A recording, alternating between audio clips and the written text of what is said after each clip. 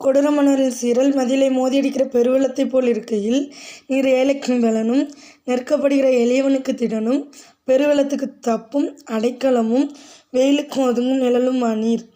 ஏசாயா 25:4 இவ்வாறு கூறுகிறது. கொடூரமானவர்களின் சீறல். கொடூரமாக இருக்கிறவங்களுடைய சீறல் செவுரை, நம்ம மதில்னா செவுரு, நம்ம செவுரை, வீட்டு செவுரை மோதி அடிக்கிற பெருவெள்ளத்தை போல் இருக்கும்போது ஆண்டவராகிய தேவன் இயேசு கிறிஸ்து ஏழைகளாகிய உங்களுக்கு பலனாகவும் நெருக்கப்படுகிற, ரொம்ப என்ன நெருக்கிறாங்கன்னு நீங்கள் நினைக்கிற உங்களுக்கு திடனாகவும்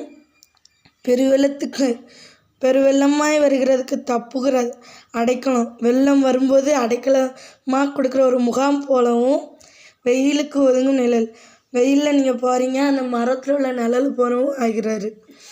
அதே போல் இன்னொன்று கூட உங்களுக்கு சொல்லலான்னு நினைக்கிறேன். கொடூரமானவர்களாக நீங்கள் இருக்கீங்களான்னு கொஞ்சம் உங்களை நீங்களே யோசிச்சு பாருங்கள்.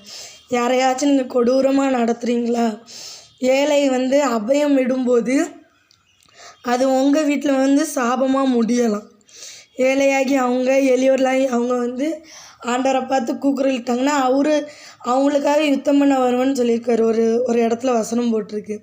அவன் அபயம் விடுவானே, அபயம் இட்டானால் உங்கள்கிட்ட அவர் கேள்வி கேட்க வருவார் ஆண்டவர்.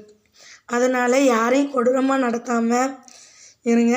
அதே போல் கொடூரமாக நடத்துகிறாங்களே நீங்கள் கஷ்டப்பட்டீங்கனாலும் ஏழைகளின் தெய்வமாகிய இயேசு கிறிஸ்து உங்கள்கிட்ட பேசுவார். ஆமென்.